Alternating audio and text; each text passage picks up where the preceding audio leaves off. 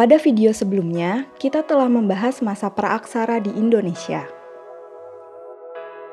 Sekarang, kita akan memasuki rentang waktu di mana Indonesia sudah mulai masuk ke masa aksara atau masa sejarah. Awal dimulainya masa sejarah setiap bangsa dan negara berbeda-beda, tergantung dengan artefak tulisan tertua yang ditemukan di negara tersebut.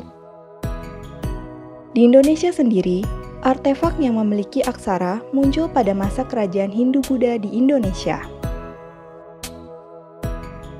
Agama dan kebudayaan Hindu-Buddha mulai masuk ke Indonesia sekitar abad ketiga Masehi. Sebelumnya, masyarakat Indonesia masih menganut animisme dan dinamisme. Animisme yaitu kepercayaan pada roh nenek moyang yang mendiami suatu benda. Sedangkan dinamisme yaitu kepercayaan bahwa segala sesuatu memiliki kekuatan gaib.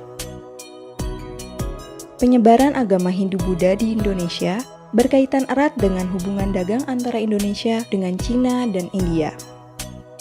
Sambil berdagang, para pedagang asing berinteraksi dengan penduduk setempat dan mengenalkan agama serta kebudayaan Hindu-Buddha. Para ahli sejarah mengemukakan beberapa teori mengenai masuknya pengaruh Hindu-Buddha ke Indonesia. Teori pertama yaitu teori Brahmana oleh Van Leer. Menurut teori ini, kaum Brahmana atau pemuka agama datang ke Indonesia atas undangan untuk menyebarkan agama Hindu-Buddha. Teori kedua yaitu teori kesatria oleh Bosch, di mana penyebaran agama Hindu-Buddha dilakukan oleh para kesatria dan prajurit. Teori Waisya oleh Krom menyatakan bahwa pengaruh Hindu-Buddha disebarkan oleh para pedagang. Sedangkan menurut Van Faber, penyebaran Hindu-Buddha dilakukan oleh para pekerja India seperti pelayar dan nelayan yang disebut juga dengan teori Sudra. Ada juga teori arus balik yang menyatakan bahwa orang Nusantara belajar agama ke India dan menyebarkan agama tersebut setelah kembali ke Nusantara. Dari teori-teori tersebut, dapat disimpulkan bahwa proses penyebaran agama Hindu-Buddha terbagi menjadi dua. Yang pertama yaitu masyarakat Nusantara berperan pasif dengan mempelajari agama Hindu-Buddha melalui masyarakat India dan Cina yang datang ke Nusantara. Kedua, masyarakat Nusantara berperan aktif, yaitu masyarakat Nusantara pergi belajar langsung ke India dan Cina, kemudian kembali sebagai penyebar agama. Masuknya agama dan kebudayaan Hindu-Buddha inilah yang memicu munculnya kerajaan-kerajaan bercorak Hindu-Buddha di Nusantara.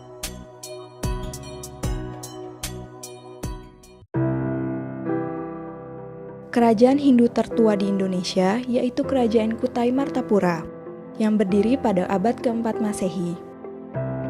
Kerajaan ini terletak di Muara Kaman, Kalimantan Timur, tepatnya di hulu Sungai Mahakam. Kerajaan ini didirikan oleh raja pertamanya yang bernama Kudungga.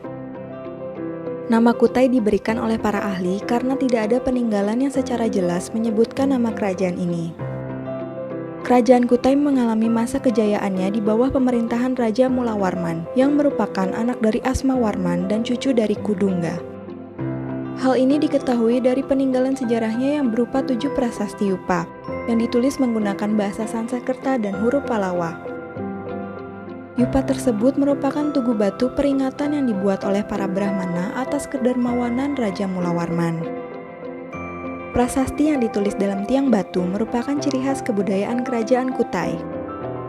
Yupa yang ditulis menggunakan huruf Pallava memunculkan fakta adanya pengaruh India Selatan di Kutai pada masa ini. Tiang batu atau Yupa ini merupakan kelanjutan dari budaya purba zaman Megalitikum atau zaman batu besar.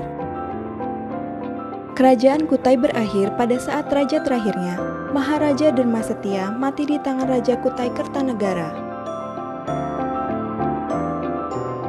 Kerajaan Buddha di Sumatera muncul sekitar abad ke-6 dan ke-7 Masehi. Berdasarkan catatan sejarah, ada 2 kerajaan, yaitu Kerajaan Melayu dan Kerajaan Sriwijaya. Kerajaan Melayu diperkirakan berpusat di daerah Jambi, di tepi alur Sungai Batanghari. Keberadaan kerajaan ini diperkuat oleh catatan perjalanan seorang pengelana dari Cina yang bernama Itsing. Nama kerajaan Melayu juga muncul pada kitab Negara Kertagama yang menyebutkan mengenai ekspedisi penaklukan ke Sumatera yang disebut dengan ekspedisi Pamalayu. Sejarah kerajaan di Sumatera sejak abad ke-7 didominasi oleh Kerajaan Sriwijaya. Kerajaan ini awalnya berpusat di sekitar Sungai Batanghari, pantai timur Sumatera, lalu meluas hingga ke Semenanjung Malaya dan Jawa Barat. Pengetahuan sejarah mengenai kerajaan ini didapat dari sumber asing berupa catatan perjalanan Itsing dan beberapa prasasti, serta sumber dalam negeri berupa prasasti, antara lain Prasasti Kedudukan Bukit, Prasasti Talang Tuo, Prasasti Kota Kapur, Prasasti Sidayarta, Prasasti Telaga Batu, dan Prasasti Karangberahi. Ditemukan juga peninggalan berupa candi, yaitu Candi Muaro Jambi dan Candi Muara Takus. Dari sumber-sumber sejarah tersebut, diketahui bahwa raja pertama yang dianggap sebagai pendiri kerajaan Sriwijaya adalah Daputahyang.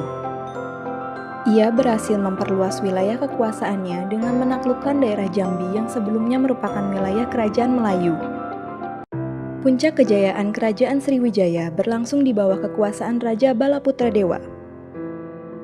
Wilayah kekuasaannya semakin meluas hingga ke Semenanjung Malaya. Perluasan wilayah ini membuat kerajaan Sriwijaya menjadi kerajaan maritim yang menguasai alur pelayaran dan jalur perdagangan di Laut Cina Selatan dan Selat Malaka. Sriwijaya kemudian menjadi pusat pembelajaran agama Buddha dan pusat penyebarannya ke Asia Tenggara. Raja terakhir dari kerajaan Sriwijaya adalah Sri Sanggrama Wijaya Tunggawarman. Sriwijaya mulai runtuh dengan adanya serangan dari kerajaan Chola dari India. Melalui ekspedisi Pamalayu, kerajaan Melayu yang berada di bawah Sriwijaya pun dikuasai oleh Singasari. Kerajaan pun semakin melemah dan akhirnya runtuh pada akhir abad ke-14 akibat serangan kerajaan Majapahit.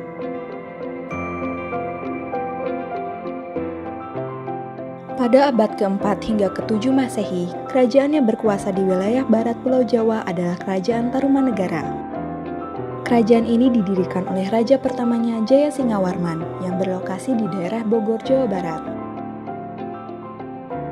Sumber sejarah dari Kerajaan Tarumanegara berupa 7 buah prasasti. Prasasti Ciaruten, Prasasti Kebon Kopi, Prasasti Jambu, Prasasti Muara Ciaten, Prasasti Tugu, Prasasti Pasir Awi, dan Prasasti Munjul. Sumber sejarah lain yaitu catatan sejarah penjelajah Cina bernama Fahian yang menyebutkan keberadaan Kerajaan Tarumanegara. Ada pula catatan dari kerajaan dinasti Sui dan dinasti Tang.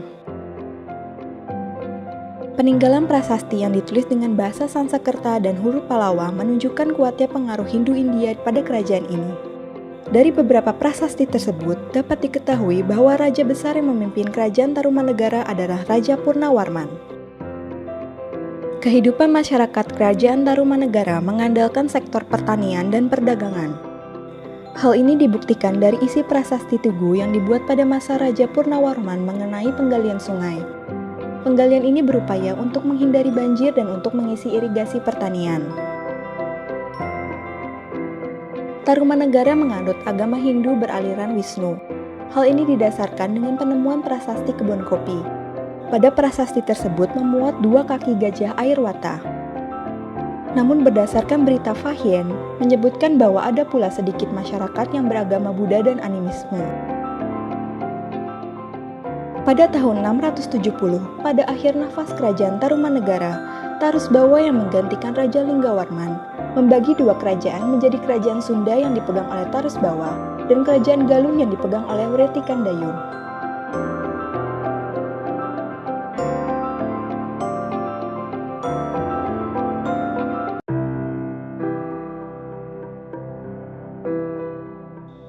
Kerajaan ini kemudian berkembang menjadi kerajaan Pajajaran yang awalnya bertempat di Galuh, Jawa Barat. Berdasarkan penemuan prasasti Sang Hyang Tapak, diperkirakan bahwa pusat kerajaan dipindahkan dari Galuh ke Pakuan Pajajaran di Jawa Barat bagian tengah dengan raja yang berkuasa yaitu Sri Jayabupati. Selanjutnya, pada masa pemerintahan Linggabuana, kerajaan Pajajaran sempat terlibat dalam Perang Bubat dengan kerajaan Majapahit yang saat itu diperintah oleh Hayam Wuruk. Sumber-sumber rujukan tertua mengenai adanya perang ini tercantum dalam Serat Pararaton serta Kidung Sunda. Kerajaan ini mengalami masa keemasan pada masa pemerintahan Sri Baduga Maharaja Ratu Jayadewata, atau lebih dikenal dalam literatur Sunda sebagai Prabu Siliwangi. Di Bogor, dibangun pura untuk menghormatinya, bernama Pura Parahyangan Agung Jagatkarta. Pada masa pemerintahan Ratu Jayadewata, mulai ada penduduk Pajajaran yang menganut agama Islam. Pada pemerintahan selanjutnya, kerajaan Pajajaran runtuh akibat serangan bertubi-tubi dari pasukan kerajaan Islam Banten.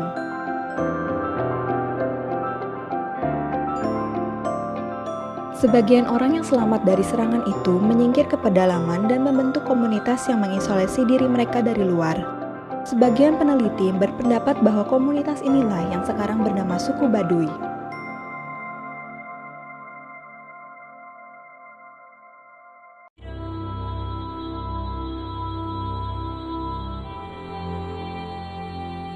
Kisah kerajaan-kerajaan Hindu-Buddha di Indonesia tidak terhenti sampai di sini. Pengaruh Hindu-Buddha di Indonesia masih terus berlanjut dengan diwarnai berbagai konflik dan perebutan kekuasaan. Kisah kerajaan Hindu-Buddha dan para penguasanya akan berlanjut pada cerita selanjutnya.